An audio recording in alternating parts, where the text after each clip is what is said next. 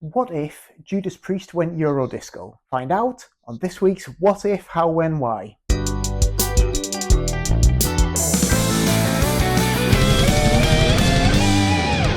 Hello, my name is Morgan Brown, and for the past few months I've been making a series of videos that are called What If videos. Each week I select a popular song and imagine an alternative universe in which a different set of circumstances or a decision that someone's made cause that song to come out completely different from the version we know and love. I then take the original lead vocal of that track and record my own backing track to it to make this alternative version a reality. This week I took on You've Got Another Thing Coming by Judas Priest and reimagined it as a Euro disco banger. So if you haven't heard that yet, it goes a little bit like this.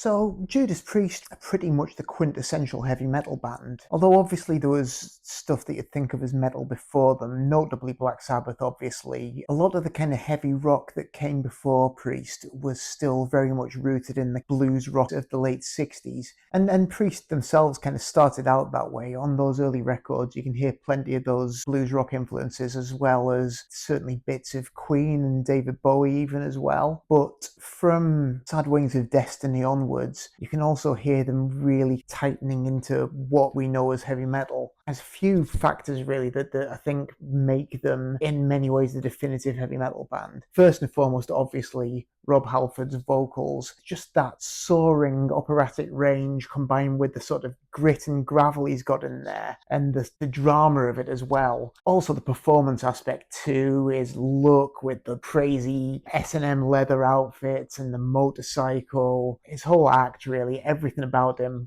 just defined what a heavy metal frontman could be. And you combine that with the twin guitars of Glenn Tipton and KK Downing, that's the sound of heavy metal. There have been plenty of two guitar bands before in rock, but I think Priest was certainly one of the first to really kind of have that twin-pronged kind of two great lead guitar players playing off each other attack going on. Tipton and Downing were really another level, both astonishing musicians, work beautifully together. A few lineup changes in the rhythm section, but always rock solid. And yeah, just that combination of this spectacular lead vocal, really kind of incendiary guitar partnership, and then always a rock solid pounding rhythm section came together beautifully for them. A really tight, hard sound, not too reliant on lengthy improvisations that you get with the bands who come more directly out of blues rock. More generally around kind of really tight, well-constructed songs, really melodic a lot of the time, less just sort of wailing on the blues scale. So while that wave of post-60s rock is kind of gradually dying out through the 70s as younger listeners are coming along and getting into glam and whatever else is going on in pop culture at the time,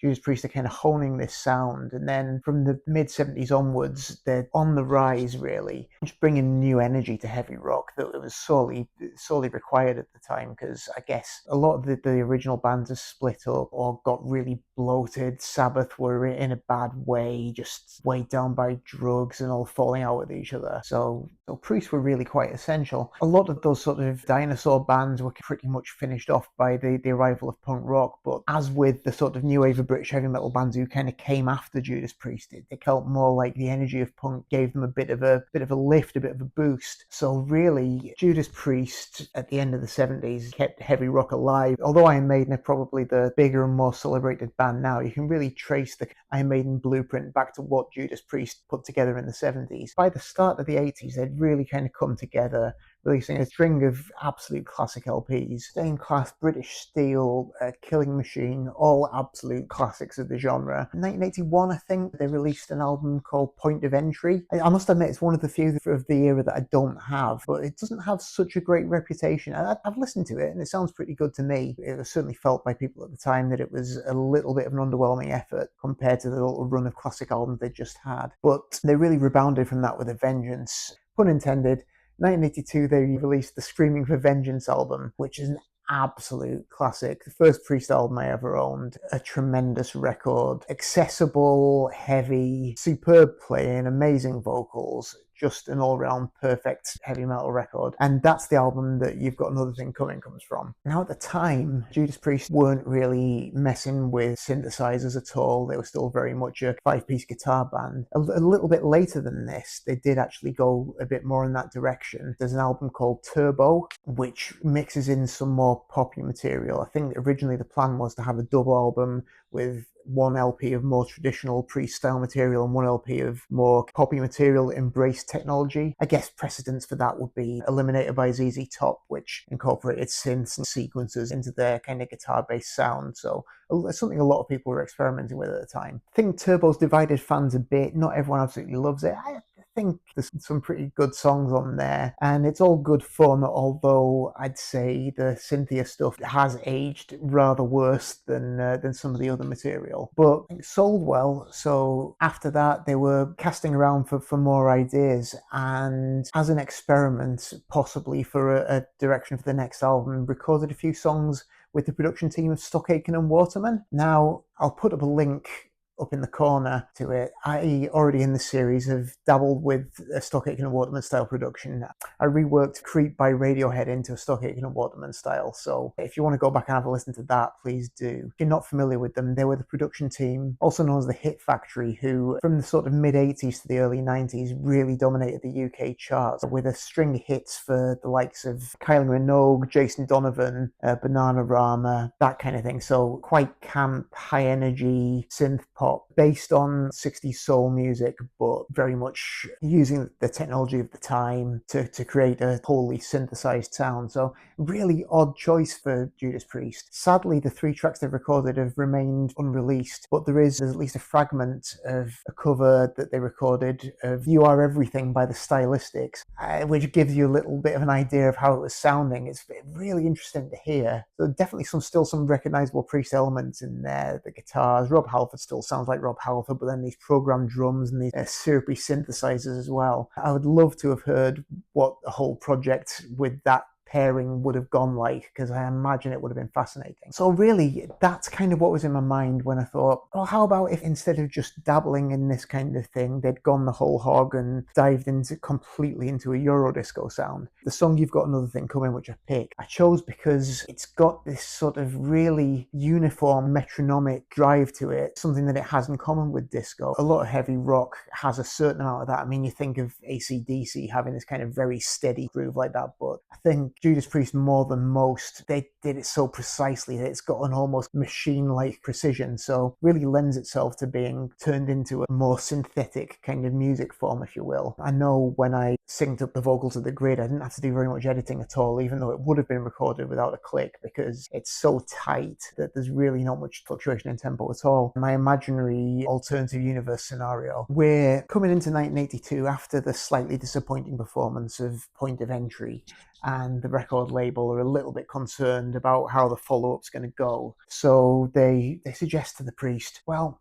we really need a big hit single, so how about you go and work with a producer who we choose, who's going to produce you a bit differently to how you'd normally be produced, and just guarantee you a big crossover pop single. And they're a little bit reluctant, but they go along with it, and they pair them up with an unnamed Italian producer who's well known for synth-based kind of disco records. Obviously, I was suggesting Giorgio Moroder, but I didn't want to name him because I didn't want to be too tied down to exactly reproducing his sound, but that's kind of what I was going for. So in this scenario, they go over, they start recording, it's all going surprisingly well, they all record their parts, everyone's happy, they go away from the studio for the night, and when they return, they find out that this unnamed producer has removed all of the instruments and just left Rob's vocal on there and replaced everything else with synths and drum machines. So that's the record that I tried to create there. Obviously, Giorgio Moroder did actually work with some rock acts, and notably produced Call Me by Blondie for the American Gigolo soundtrack, and he actually didn't completely jettison all the actual instruments. If you listen to that, it's quite a sort of good blend between their regular sound and his more synthesized approach, but I thought for mine, I really wanted to completely do away with the guitars and just keep everything completely synthesized, so that's what I did. I referred to the genre as Eurodisco because that's kind of what I've always called this kind of thing, although you might just as easily call it sort of early electropop or high energy. What I mean is that style of disco played entirely on electronic instruments, because I guess by the early 80s the sort of initial wave of disco had really pretty much died out, but this Eurodisco sound was still thriving, and Giorgio Moroder was a really hot property in the early 80s from his work. Obviously his work in the 70s with Donna Summer was very, very influential, and then a lot of other people picked him up and wanted to work with him. As I say, Blondie. I'm a big fan of his work with Sparks.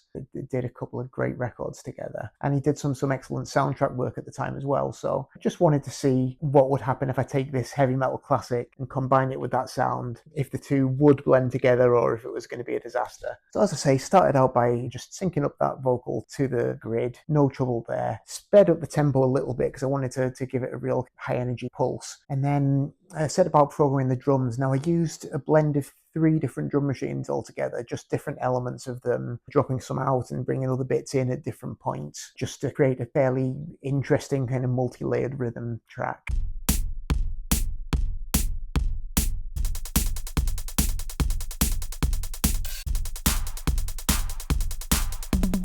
I then combined that with 2 different synth bass patterns. I used an arpeggiator, 2 different arpeggiators, and then I actually played another one in manually as well, which crops up at various points.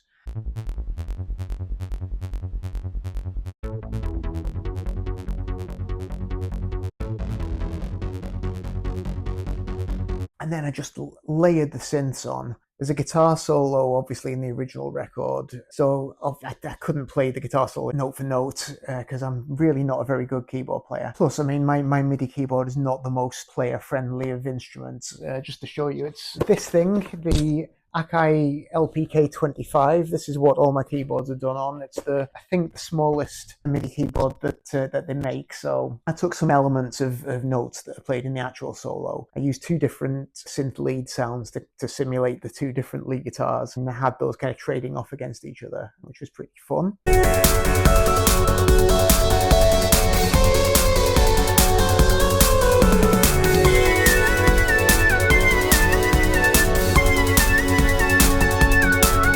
And then, yeah, just threw in a few little fun production bits where there's a little breakdown section on the original record. I dropped out some of the drums and used a tape echo on the vocals so that we've got a little bit of Rob's vocal echoing back in time across the track while this thinned out rhythm track keeps going underneath.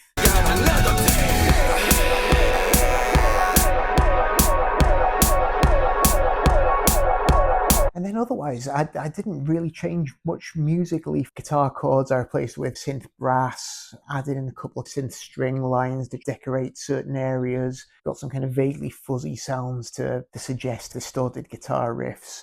But I felt like the song lent itself really well to this style. Actually, I was quite surprised at how kind of smoothly it went and how easy it was to find ways of translating this archetypal heavy metal song into a Eurodisco kind of track. For the video, I didn't overcomplicate things too much. I found some great live footage of the Priest in their prime, doing a great version of the song. And then I found an old video of an early 80s World Disco Dance Championship. So just blended the 2 together, and that was it. It's one of the simplest ones I've done, but I think it works pretty well. Hopefully it's entertaining. I do hope people will appreciate this track in a spirit of fun. Absolutely don't intend any kind of disrespect to Judas Priest. I'm a big fan.